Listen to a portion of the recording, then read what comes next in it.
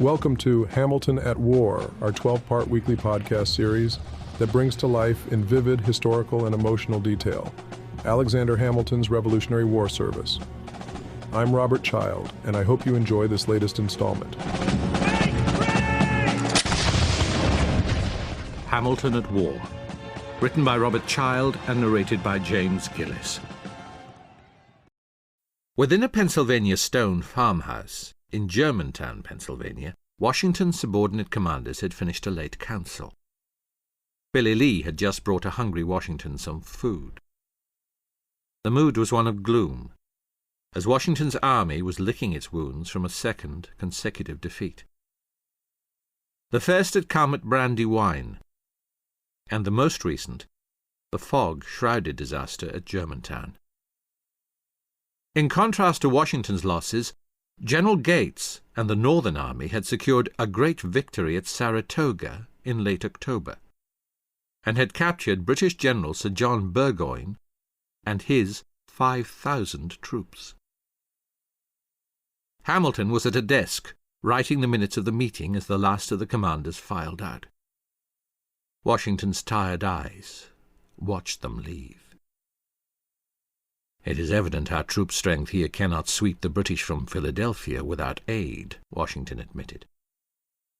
"Agreed, sir," Hamilton replied softly, as he continued writing. "The suggestion I made to send a representative to General Gates was offered with a singular candidate in mind." Hamilton, now eager, put down his quill and waited to hear if he were the one chosen. Washington, reading his body language, confirmed, "Yes, I was thinking of you, Colonel." "I'm honored, Your Excellency." Washington tried to tamp down Hamilton's enthusiasm. "Albeit, I have to admit, it may be in some ways a more formidable task than your recent river escapade." Hamilton blushed. "We have no idea if Gates has already sent the requested reinforcements to us, and if he has not done so, the General must be convinced in the strongest possible terms to release them." Hamilton nodded in agreement. "You will have the widest possible latitude, empowered with my full authority to act as you see fit, Colonel. I will draft a letter to this effect, which you can present to General Gates if necessary." Hamilton, determined to prove himself, said, "Sir, you will have the needed reinforcements." In the Hudson River Valley, Hamilton rode through thick woods in the shadow of the Catskills, with the captain of the headquarters guard, lanky Irishman Caleb Gibbs. The men stopped at points to water the horses and rest. Their cross-country journey would cover more than 300 miles. General Gates' Camp, Saratoga, New York. Hamilton and Gibbs finally arrived at the perimeter of the Northern Army camp in the fading dusk. The autumn leaves of red and gold in the neighboring hills reflected the setting sun. A sentry met Hamilton and Gibbs and took the reins of their horses as they dismounted. "I'll inform the General's staff of your arrival, Colonel. You've been expected," the sentry said, as he led their horses away. Hamilton and Gibbs then looked around at the camp. The troops were in demonstrably high spirits. Singing mixed with laughter could be heard in the distance. Hamilton turned and saw a man his age with a wide grin walking quickly toward him. Hamilton squinted. "Troop! Robert Troop!" Troop held out both hands and said, "In body and spirit." Hamilton disbelieved his own eyes and slapped him on the shoulder to see if Troop were real. "I thought you most certainly dead at Brooklyn." "I spent some disagreeable months on the Jersey prison ship, then transferred to Provost prison and was finally exchanged." Hamilton turned to Gibbs. "Robert and I were roommates at King's College when I first arrived in America. We joined the war together." "It's good to see you, my old friend," Troop commented. This is Captain Gibbs, who accompanied me on the journey." Troop nodded to the captain. "Captain?" Gibbs said, "My congratulations, sir, to you and General Gates on your magnificent victory. I'll bet old gentleman Johnny was fit to be tied." Troop nodded. Indeed he was. "Come, you men must be tired. I'll show you to your quarters. I'll arrange your meeting with Gates for first thing in the morning. Tonight we celebrate." Troop and Hamilton stood warming themselves by a campfire. They both had pewter tankards in their hands. Gibbs was asleep under a nearby tree. "Do you believe we will win this war, Hamilton?" Hamilton, taken aback for a moment, turned serious. "We must, Robert. The world has its eye upon America. The noble struggle we have made in the cause of liberty has occasioned a kind of revolution in human sentiment. Look to me. I am not native-born and come from less than humble circumstance. I own no land or properties, yet here, through exertion and merit, have risen. No man or country that believes in freedom and opportunity can be held back." Troop pursed his lips. "You inspire. Still, I do not envy your mission here with Gates." Hamilton returned a questioning look. "He is difficult, Ham. Certainly most unlike your taskmaster." Hamilton grunted an if-only-you-knew retort. "There is something you should also know, and this I say in strictest confidence.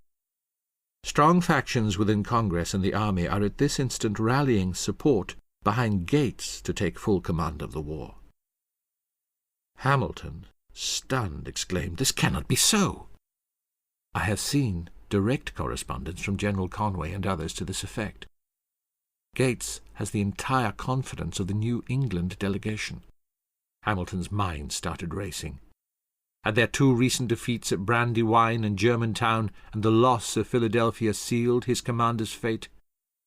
"And I fear this situation makes your mission here infinitely more difficult," Troop warned.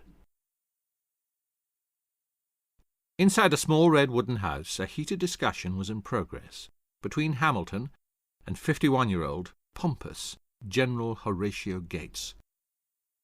He had been retired British military when the war broke out and was one of the few American generals with combat experience. Gates wore eyeglasses low on his nose, which had earned him the moniker Granny Gates. Gates rose from his chair and shook the letter from Washington. "The majority of my entire forces, 2 brigades, what, and leave General Clinton to sail up the Hudson and reinforce Ticonderoga while I stand by impotent, and to say nothing of the defence of the New England colonies." Gates stormed back and forth across his office, glaring occasionally at Hamilton. "Colonel Hamilton, your general demands too much." Listening outside the door, Troop winced. Hamilton had held his tongue, angered and red-faced. His fists were now tightened. "General, it was not a demand, but a strong request. And, sir, General Washington is your commander-in-chief as well." "Huh!" Gates returned and stood behind his desk. "I must consider this," he said as he sat in his chair, and gave Hamilton an "are-you-still-here" look. "You are dismissed, Colonel Hamilton, until I've had such time as to fully evaluate the request." Hamilton saluted, sharply turned on his heels, and exited Gates' headquarters. Troop greeted him outside the door as Hamilton walked briskly away. Troop followed, as Hamilton vented. "That arrogant man! He believes Burgoyne's surrender awards him a stature higher than his commander-in-chief." Troop nodded knowingly. Hamilton stopped and turned to his old friend. "Gates believes he will be awarded full command of the army, doesn't he?" "He does," Troop said, as he studied the ground. "I must see General Schuyler." Hamilton turned and stormed towards the stables. "Schuyler! Hamilton, wait!" Troop shouted after him, knowing something about Schuyler that Hamilton would soon find out. Hamilton continued, but yelled back to Troop, "I'll see you upon my return, Robert." Hamilton arrived in the late afternoon on horseback outside General Schuyler's majestic brick home, surrounded by a low iron fence. The fall weather had turned sharply colder. He tied his horse to a post and went to the door. As he brought his hand up to knock, the door opened, revealing lovely Elizabeth Schuyler. She could hardly contain her pleasure at seeing Hamilton again. "Colonel Hamilton, it is such a joy to see you again." Hamilton smiled broadly. He had thought Elizabeth was still in New Jersey. "And you as well, Eliza."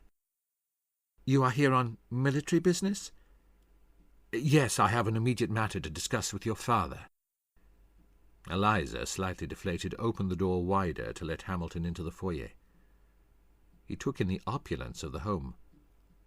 "Father is just in the study. Can I take your cloak?" She then moved in close and delicately removed his officer's cloak. Hamilton enjoyed the moment. Wealthy industrialist and former commander of the Northern Army, General Philip Schuyler, 44, appeared from his study. "Colonel Hamilton, what a surprise! How is our dear Commander-in-Chief?" "He is well, General, but much concerned with the matter of defending the forts along the Delaware." "Yes, yes," Schuyler responded, taking Hamilton by the shoulder. "Come, let us discuss it. Eliza, bring Colonel Hamilton some tea, won't you? Thank you, dear." The two men retired to the study. They sat opposite each other in matching red wingbacks in front of a warming fire. Hamilton studied Schuyler a moment, searching for a way to begin. "I seek your advice and counsel, General, and perhaps even your intervention." Schuyler was suddenly uncomfortable. "Intervention?" "Yes, sir. His Excellency has entrusted me to secure considerable reinforcements from the Northern Army. But General Gates is indignant, perhaps bordering on insubordinate." Schuyler got up and paced. "I'm afraid you have come to the wrong man, Colonel, to persuade Gates." Elizabeth arrived with the tea. The moment was awkward. Just set it down, dear." Schuyler waited for his daughter to leave, as Hamilton followed her out with his eyes. Nearly spitting out his words, "Gates and I do not speak. He has accused me of being derelict in my duties, laying blame of the loss of Ticonderoga entirely on my shoulders." Hamilton frowned in astonishment. "Sir, as Schuyler waved him off with his hands. No, it is quite impossible. I'm sorry, Colonel.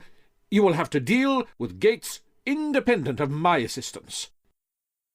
Hamilton shook his head and began to get up. Schuyler, wanting to maintain strategic relations with General Washington, however, made a gesture. "But at least, Colonel, let me extend my hospitality. It is a cold, dark ride back to camp. Stay and set off at first light." Hamilton, now standing, saw Elizabeth in the doorway, with eyes pleading him to stay. He smiled. "That is most gracious of you, sir. I accept your offer." Elizabeth brought her hands together, as if to clap. In the parlour, Hamilton and Eliza were seated in front of a crackling fire. Philip Schuyler entered the room with the grande dame of the home, 43-year-old elegant Catherine Schuyler. The General called to his daughter. "We are retiring, dear. I expect you in your room directly." Catherine lightly slapped her husband's wrist. "Oh, Philip, Betsy is quite safe with Colonel Hamilton."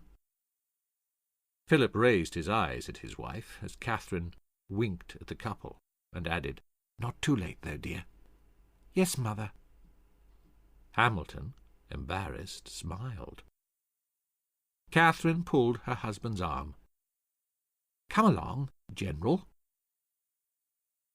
Hamilton turned and took Elizabeth's hand in his. She did not pull it away. "I have thought upon you often since Morristown." "I did not think that I had left such an impression upon you, sir." "Oh, you do yourself a great disservice, Miss Schuyler." Elizabeth blushed as Hamilton continued to move closer.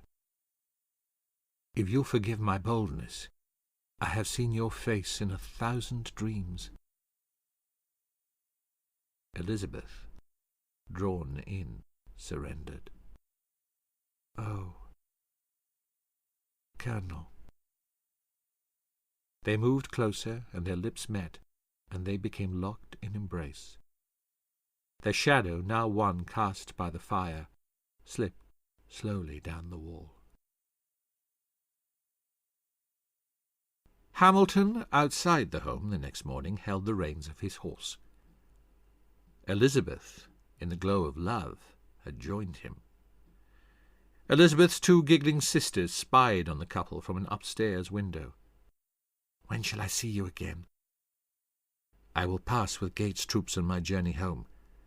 Until then, my sweet affections will bind you continually to my heart." Hamilton raised her hand and gently kissed it. Eliza glowed. Hamilton then mounted his horse and turned the reins confidently and rode off down the path.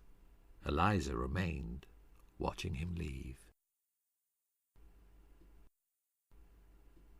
In his tent in Gates' camp, Hamilton stewed. He was deliberating his next move when Troop entered. "I bring somewhat welcome news. The General has relented to allow 1 brigade to be dispatched south." Hamilton shook his head.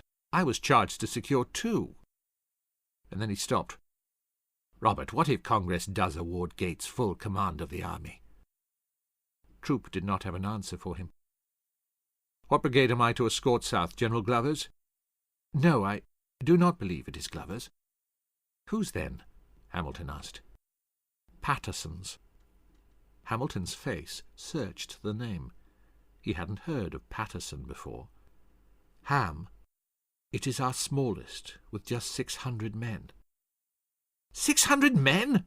Hamilton leapt to his feet. No, this is quite unacceptable. Schemes of Congress or not, a brigade so small will be an embarrassment upon me.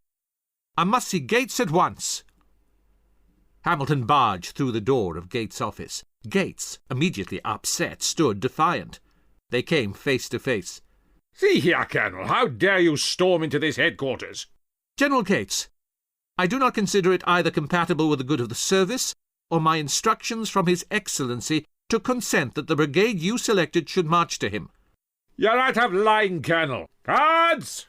I shall not be dictated to by an aide-de-camp." Hamilton wound up and got right in Gates' face as sentries entered the office. "I speak in your commanding general's name, with his absolute authority to demand you to comply with his request. You will at once release 2 brigades to reinforce our army in the south." Gates was speechless, red-faced, and backed into a corner. The room stilled. "Does your silence indicate that you disobey the express wishes of your commander-in-chief?" Gates blinked. Washington was still the highest military authority in the land. Gates closed his eyes a moment, then opened them and sighed. "No, Colonel. The additional brigade shall be relinquished. But hear my words. I will shoulder no responsibility for insufficient defences if enemy forces decide to march north." "Sir, your fate and responsibility in that instance will be for your commanding general alone to decide." I hope you've enjoyed this episode. Thanks for listening. I'm Robert Child, and be with us next week for another exciting installment of Hamilton at War, only on Point of the Spear. Music licensed from audioblocks.com. Point of the Spear is produced by RSC Media Group.